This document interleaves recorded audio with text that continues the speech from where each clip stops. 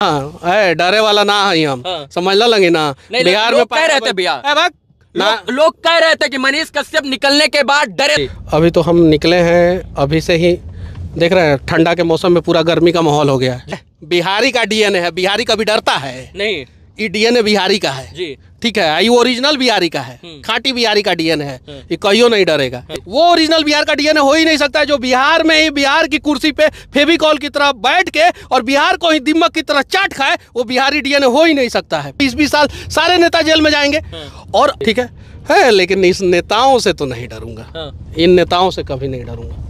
आपको नहीं लगता है कि आपको इतना दिन जेल में रहना और ये एनएसए जैसी धाराएं आपके ऊपर लग जाना, ये नेताओं की ही करतूत है? कहीं उनका भी हाथ हो सकता है? हाथ हो सकता है।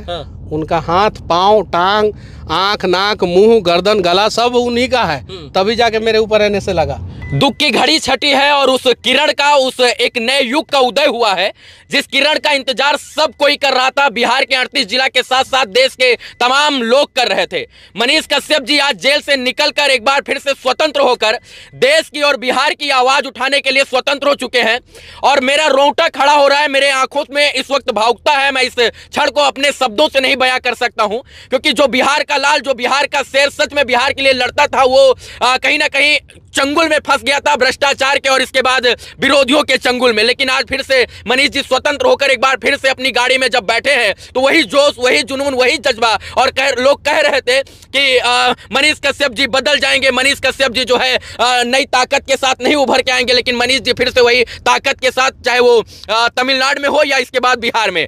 मनीष जी अंततः जो है सत्य की जीत हुई और आप सदैव कहते थे सत्यमेव जयते। सत्य जीता है, देर जीता है, दुरुस्त जीता है और देर है अंधेर नहीं, उस कहावत को भी साकार हुआ किया गया है। कैसा लग रहा है आज ये जो सत्य की जीत हुई है? बस बिहार में मैं पैदा हुआ हूँ और बिहार में ही दशरथ मांझी पैदा हुए थे, बिहार में ही वीर कुंवर सिंह, बिहार में ही गुरु गोविंद सिंह पैदा हुए थे, माँ सीता जो है बिहार में ही पैदा हुई थी। इन लोगों ने भी बहुत सारे अधर्मियों को देखा, इन लोगों के भी जीवन में बहुत सारा कष्ट आया, लेकिन फाइनली इतिहास का पन्ना बताता है इनके बारे में, इनकी कहानियाँ कि क्या है। इतिहास तय करेगा कि मनीष कश्यप क्या है क्या नहीं है। नेल्सन मंडेला साउथ अफ्रीका के थे, लगभग 32-33 साल वो जेल रहे, लेकिन आज साउथ अफ्रीका का इतिहास का कोई भी किताब खोल के देख लीजिए तो उनके बारे में क्या है वो। तो वर्तमान में बहुत सारे लोग हैं जो आपको जो है कष्ट देने का प्रयास करेंगे, जो मुझे देने का प्रयास किया गया। मैंने बोला पुल गिर गया, पुल गिरेगा, पुल गिर गया, पुल गिर गया। तो मनीष कश्यप बोल रहा है कि पुल गिरेगा और आप पुल जिसने गिराया उसके ऊपर कार्रवाई न करके मनीष कश्यप को जेल में डाल दो, ताकि हम गिराने वाले ठेकेदार को ठेका देंगे और उसमें बिहार के लोग दब के मरेंगे और आवाज उठाने वाला कोई नहीं रहेगा। लेकिन उन लोगों को नहीं पता था कि एक मनीष कश्यप को अगर सलाखों के पीछे डालोगे तो हजारों मनीष कश्यप पैदा होंगे। और बिहार में स्थिति आप देख सकते हैं कि अभी पूरा ब्रह्मांड में सबसे ज्यादा डिजिटल मीडिया के पत्रकार बिहार में हैं। रीजन क्या है, कौन है, वो सबको पता है, बताने की जरूरत नहीं है। और किसने मुझे जेल में डाला था वो सबको पता है। श्री कृष्ण भी कंस से लड़े थे, ठीक है, कंस भी श्री कृष्ण के अपने ही थे। मेरे भी कुछ अपने ही लोगों ने, बिहार के लोगों ने ही मुझे जेल में डाला था, वो लोग भी अपने ही है। जाति होती तो मैं मानता नहीं हूँ, यहाँ बांटा गया है। खून का रिश्ता होता है। हम बिहार में पैदा हुए, हिंदुस्तान में पैदा हुए तो सब लोग भाई बहन हैं, लेकिन उसी में से कोई किसी के खिलाफ साजिश करता है, कोई अच्छा करता है, कोई बुरा करता है। आपकी गलती क्या थी मनीष कश्यप जी जो आपको जेल में डाल दिया गया? आपकी गलती आप अपने मुंह से बताएंगे? आप बताइए, पिछले 25 साल से कोई नेता जो है मजदूरों के लिए आवाज उठाया हो? जाइए गूगल सर्च मारिए और देखिए। कोई मीडिया में मजदूरों की स्थिति, दयनीय स्थिति को दिखाई जाती हो, गूगल सर्च मारिए, देख लीजिए। अब मजदूरों के ऊपर चर्चा होने लगा है, मजदूरों के ऊपर, पलायन के ऊपर हो रहा है चर्चा, हर चीज पे। मैं तो यही चाहता हूं कि पूरे देश में जितने भी मजदूर हैं, जितने भी उनका वहाँ की सरकारें, लोकल सरकारें, स्थानीय सरकारें, जैसे महाराष्ट्र के हों तो महाराष्ट्र की सरकार, बिहार के हों तो बिहार की सरकार, उनका 25 लाख रुपया का इंश्योरेंस करें। और उनको पेमेंट कितना दिया जा रहा है, हफ्ते में कितने घंटे काम लिया जा रहा है, कितने दिन काम लिया जा रहा है, महीना में कितने दिन काम लिया जा रहा है, और साल में कम से कम 60 दिन की छुट्टी पेड लीव दी जा रही है कि नहीं दी जा रही है, ये वहाँ की स्टेट गवर्नमेंट का काम है, वो तय करे। बिहार में सबसे ज्यादा मजदूर है अभी वर्तमान समय में, उन मजदूरों के लिए मैं आवाज उठाया था। अब तो मैं अपने केस के लिए सीबीआई जांच की मांग करूंगा हाई हाईकोर्ट में मैं अप्लाई करूंगा कि केस का सीबीआई जांच हो कि आखिर तमिलनाडु में त्रिपुर में हुआ क्या था। मतलब आप सीबीआई से दरख्वास्त करेंगे कि हमारे केस की सीबीआई जांच हो। अरे हम सोर्स किसको मानेंगे? हम गूगल को सोर्स नहीं माने, हम पेपर को सोर्स नहीं माने, हम नेताओं के भाषण को सोर्स नहीं माने, हम विधानसभा को सोर्स नहीं माने, तो सोर्स मानेंगे किसको? हमने गूगल पे देखा, घटना के बारे में दिया गया था, हमने सोशल मीडिया पे देखा, घटना के बारे में दिया गया था, हमने पेपर में देखा, घटना के बारे में दिया गया था, हमने इलेक्ट्रॉनिक्स मीडिया में देखा, डिजिटल मीडिया में देखा, हर जगह तमिलनाडु में जो घटना घटी थी उसके बारे में दिया गया था। जी, क्योंकि सोर्स हमारा वही है, डिजिटल मीडिया, प्रिंट मीडिया। हाँ वही है, वही सबसे पहले उन्हीं लोगों ने छापा था 2 तारीख को, वही है 2 मार्च को। उसी सोर्स के ऊपर मैंने न्यूज बनाया। उन लोगों को 25,000 रुपया, सिर्फ दैनिक भास्कर को 25,000 का जुर्माना लगाया गया था, बाकी सबको तो छोड़ दिया गया था। दैनिक भास्कर मद्रास हाई कोर्ट में 25,000 रुपया का जुर्माना दिया और दैनिक भास्कर को भी छोड़ दिया गया। और बाकी सबको के ऊपर तो कुछ बात तक नहीं पूछा गया बाकी सबसे। और जेल में डाला गया मनीष कश्यप को। अरे हमारा अपराध क्या है पहले ये बताइए। मजदूरों के लिए चलिए, आज आपको भी नहीं पता कि आपका अपराध क्या है। सरकार यही सवाल का जवाब पूरा बिहार जानना चाहता है कि आपका अपराध क्या है। मैं सरकार से कहना चाहता हूं कि चलिए, अगर आपके नजर में मैंने झूठ वीडियो बनाया है तो आप बताइए किसके लिए बनाया। मनीष कश्यप अपने घर के लिए बनाया है? अपने लिए बनाया नहीं, मजदूरों के लिए बनाया है। और मजदूरों के लिए अगर मैं झूठ बोलूं तो आप एनए से लगा देते हैं। आप पूरा राज्य के साथ झूठ बोल रहे हैं, देश के साथ झूठ बोल रहे हैं कि हम ये करेंगे, 5 साल में वो करेंगे, और आप वो काम नहीं कर पा रहे हैं, तो आपके ऊपर तो यूएपीए लग जाना चाहिए। बिल्कुल एकदम यूएपीए लग जाना चाहिए और आप लोगों को नॉन अवेलेबल में डाल देना चाहिए। 20-20 साल सारे नेता जेल में जाएंगे।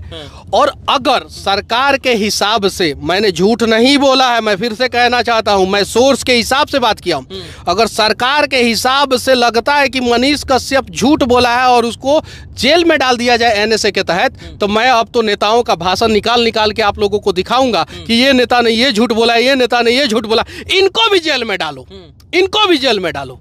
मैं साक्ष्य के साथ दूंगा कि इन्होंने बोला था इतने करोड़ को ये करेंगे, इन्होंने को बोला था इतने लाख को ये करेंगे, इन्होंने बोला था इस जिला में ये करेंगे, इन्होंने बोला था उस जिला में वो करेंगे, इन्होंने बोला था इस जाति के लिए ये करेंगे, इन्होंने बोला था उस धर्म के लिए वो करेंगे। और सारा डिटेल्स, समय सीमा उन लोगों ने बताया, वो सारा डिटेल्स निकाल के मैं इन लोगों को दिखाऊंगा कि आप लोगों के ऊपर कौन एनएसए लगाएगा, कौन यूएपीए लगाएगा।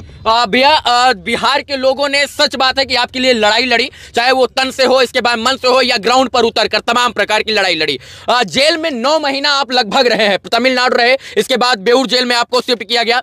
तमिलनाडु की जेल में आपके साथ कैसा बर्ताव किया गया? उसके बारे में मैं बाद में बताऊंगा, ठीक है? अभी समय नहीं है, बस उसके बारे में मैं बाद में कुछ चीजों को जो है वो हाइड रहने दीजिए। एक सवाल है जिसका जवाब हम लोगों से अमूमन पूछा गया ये 2-4 दिन के अंदर, कि क्या मनीष कश्यप जी जेल से निकलने के बाद माइक लेकर बिहार के लोगों की आवाज बुलंद करेंगे, या राजनीति के माध्यम से अपना योगदान देकर राजनीति का उज्जवल भविष्य करेंगे? माइक कभी मैं नहीं छोड़ूंगा, बस इतना जान जाइए जी।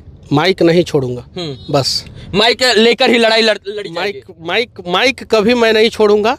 और मैंने जो सिविल इंजीनियरिंग की पढ़ाई की है उसको भी मैं कभी नहीं भूलूंगा।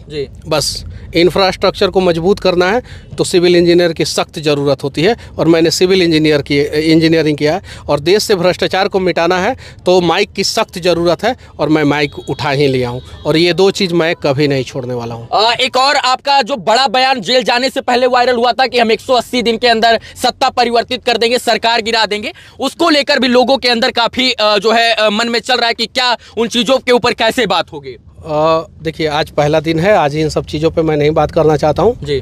बस इतना जानिए कि कंस, रावण और दुर्योधन का अत्याचार ज़्यादा दिन तक नहीं टिक पाया। ये तीनों द्वापर, त्रेता और सतयुग, ठीक है, ये तीनों जो है उसमें ख़त्म हुए। अभी कलयुग में भी वैसे बहुत सारे लोग हैं, उनका भी आतंक खत्म होगा, उनका भी अत्याचार खत्म होगा, उनका भी भ्रष्टाचार करने वाले लोगों का भ्रष्टाचार खत्म होगा। आज नहीं तो कल नया सवेरा बिहार में भी जरूर होगा। बिहार में फिर से जो है, पूरे देश में लोकसभा चुनाव होने वाला है, 2025 में बिहार में विधानसभा चुनाव होने वाला है। आप मजदूर की बात करें, ये बात जग जाहिर है कि आप मजदूरों की बात करने के लिए तमिलनाडु में गए थे, क्योंकि बिहार सबसे ज्यादा मजदूर सप्लाई वाला राज्य बन गया है। आप बिहार से बाहर जाकर मजदूरों की बात करें, क्या आपको लगता है कि इस चुनाव में मुख्य एजेंडा बिहार से जो है पलायन रोकना होगा, और इसके बाद जो है चुनाव में बड़ी बड़ी पार्टियां बिहार में इंडस्ट्रियल हब की बात करेंगे? आपको लगता है इन तमाम विषयों पर बात करेंगे? बिहार में इस बार चुनाव में मजदूर एक अहम मुद्दा होगा। और मजदूर के लिए सरकार को कुछ ना कुछ करना ही पड़ेगा। मजदूरों के आगे सरकार को झुकना ही पड़ेगा जी। इस बार किसी भी हाल में कोई भी सरकार हो, भाजपा हो, कांग्रेस हो, आरजेडी हो, जदयू हो, कोई भी सरकार हो, सपा हो, कोई भी, जिसको भी बिहार में चुनाव लड़ना है, जिसको भी, उसको मजदूर के लिए कुछ ना कुछ करना होगा। जिसको चुनाव जीतना है उसको मजदूर के लिए कुछ ना कुछ करना होगा। सिर्फ बात नहीं, जमीन पे कुछ ना कुछ करना होगा। और मजदूर जो है इस बार चुनाव में अहम मुद्दा रहेगा। एक और बात की तमिलनाडु, इसके बाद चेन्नई, हैदराबाद, दिल्ली, मुंबई, हरियाणा, मध्य प्रदेश में तमाम जगह पर इंडस्ट्रियल हब है भैया। बिहार में इंडस्ट्रियल डेवलपमेंट क्यों नहीं हो रहा है? भी हम लोग बाद में बात करेंगे, धीरे धीरे सारी चीजों पे बातचीत करेंगे जी। अभी तो हम निकले हैं, अभी से ही देख रहे हैं ठंडा के मौसम में पूरा गर्मी का माहौल हो गया है जी। देख लीजिए आप, टेम्परेचर बाहर जाके देखिए, बाहर टेम्परेचर बढ़ गया अभी जी। तो तापमान बढ़ेगा धीरे धीरे। टेम्परेचर विरोधियों के अंदर भी बढ़ गया है। हाँ, तो तापमान बढ़ेगा धीरे धीरे। और हाँ, डरे वाला ना है हम, समझ लगे ना। बिहार में कह रहे थे भैया, लोग कह रहे थे कि मनीष कश्यप निकलने के बाद डरे सहमे नजर आए। बिहारी का डीएनए है, बिहारी कभी डरता है नहीं। ये डीएनए बिहारी का है जी, ठीक है। ये ओरिजिनल बिहारी का है, खाटी बिहारी का डीएनए है, ये कहियो नहीं डरेगा। एक बात है, डीएनए पे बात करने वाले लोग आए ना, आए, हम बताते हैं कि डीएनए ओरिजिनल बिहार का क्या होता है। जो किसी के लिए भी अपना तन कटाने के लिए तैयार रहे, वो ओरिजिनल बिहार का डीएनए है। जो सीमा पे देश की सुरक्षा करे, वो ओरिजिनल बिहार का डीएनए है। वो ओरिजिनल बिहार का डीएनए हो ही नहीं सकता है जो बिहार में ही बिहार की कुर्सी पे फेविकॉल की तरह बैठ के और बिहार को ही दिमक की तरह चाट खाए, वो बिहारी डीएनए हो ही नहीं सकता है। और इस डीएनए को बदला जाएगा अब। जो लोग काम बदलना नहीं है, डीएनए को हम नहीं बदल सकते हैं। अब फॉल्टी डीएनए किसी का होगा तो उसको हम लोग क्या बदल सकते हैं? कुछ नहीं बदल सकते। बस हाँ, अच्छे लोग बिहार में आगे आए और जहां भी योगदान हो वो बिहार में योगदान करे, बस बात खत्म। आपका एक अंतिम सवाल, आप शुरू से अंत तक कहते थे मुझे इस देश की न्याय व्यवस्था, न्याय प्रणाली, कानून व्यवस्था और न्यायपालिका पर भरोसा है। आपको 9 महीना जेल से निकलने में लग गया, अभी भी भरोसा कायम है न्यायपालिका पर? क्यों नहीं कायम रहेगा? अगर न्यायपालिका सजा भी दे देगा तो भी भरोसा नहीं उठेगा मेरा न्यायपालिका के ऊपर से।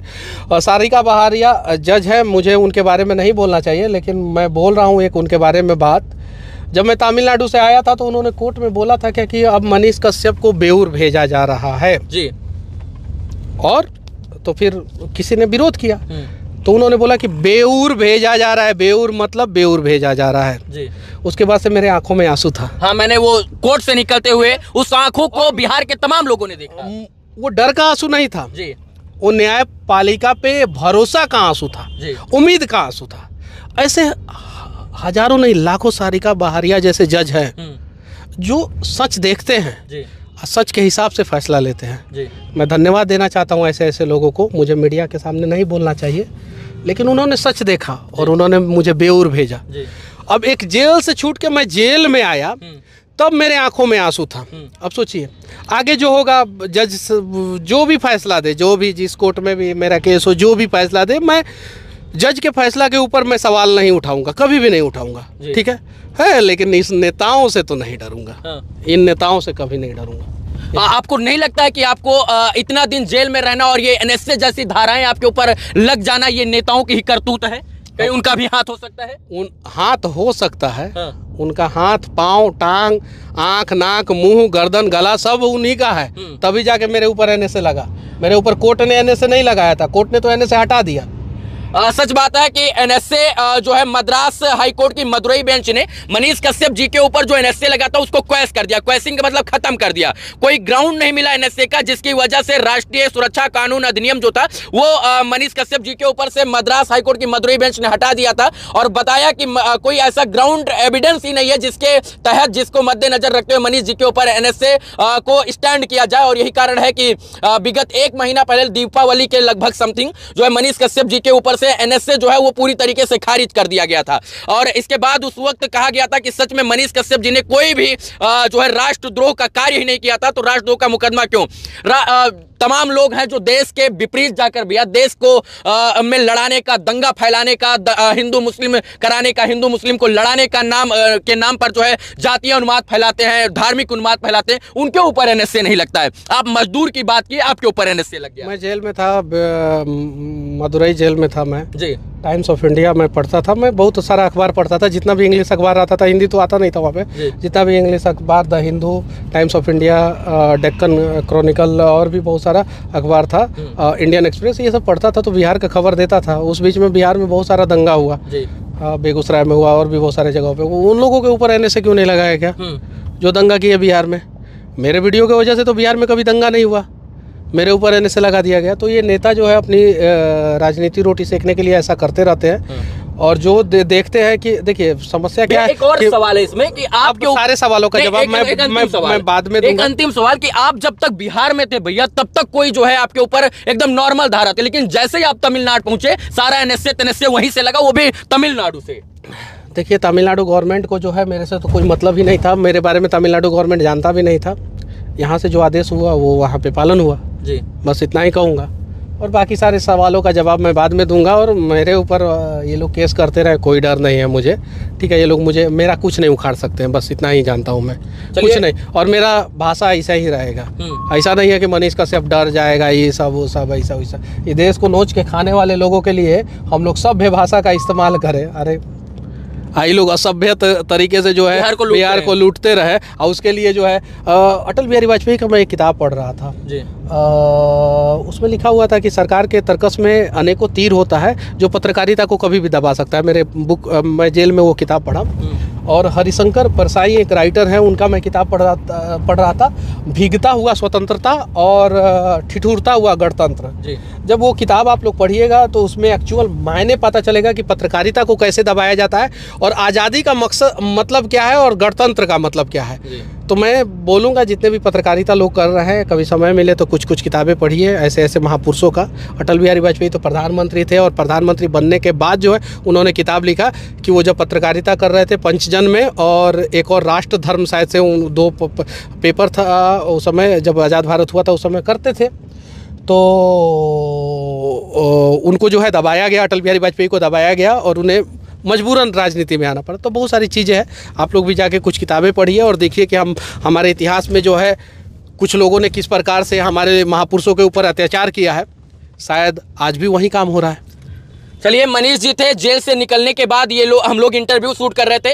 उस 10 महीने की बातों को इस 10 मिनट के वीडियो में, 20 मिनट के वीडियो में हम लोग नहीं बता सकते हैं, लेकिन इतना ध्यान रखिए मित्रों कि जो लोग कह रहे थे कि मनीष कश्यप जी डर गए हैं, सहम गए हैं, आंख खोलिए और आंख के ऊपर से ऐनक हटा कर देखिए, मनीष कश्यप जी उसी फितरत, उसी जोश, उसी जुनून, उसी जज्बे के साथ आज भी बिहार की इन सड़कों पर जब निकले हैं तो बिहार की सड़कें बोल रही है कि हमें मनीष कश्यप की जरूरत है। और इसलिए जरूरत है क्योंकि अगर सच में किसी ने बिहार के लिए लड़ाई लड़ी और बिहार में लड़ाई लड़ने का आगाज किया पत्रकारिता के माध्यम से, तो वो मनीष कश्यप थे। और इनको देख देख कर हम जैसे तमाम युवा जो है माइक लेकर जब रोड पर उतरे तो कहीं ना कहीं इस बात का संकेत दिए कि हम लोग लड़ाई लड़ने के लिए आए हैं। आज मनीष कश्यप जी एक बार फिर से बिहार के लोगों के बीच में, बिहार के जनता के बीच में जाति पात, धर्म, मजहब, भेदभाव से ऊपर उठकर आज फिर से लड़ाई लड़ने का काम शुरू करेंगे। और जेल से निकलकर इस वक्त जो है दशरथ मांझी के यहाँ जा रहे हैं, जो माउंटेन मैन जिनको कहा जाता है। अपनी माँ से मिलने से पहले दशरथ मांझी जी के यहाँ जा रहे हैं। और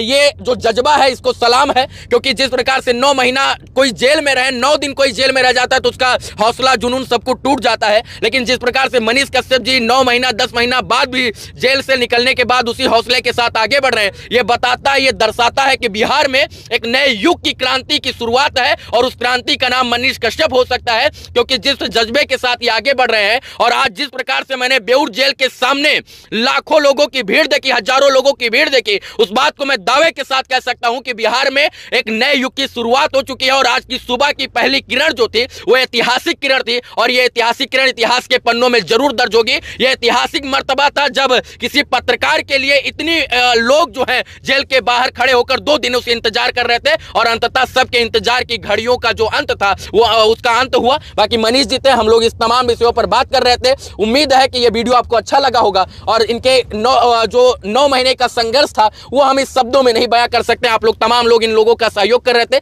बहुत बहुत धन्यवाद इस वीडियो को देखने के लिए मित्रों। जय हिंद।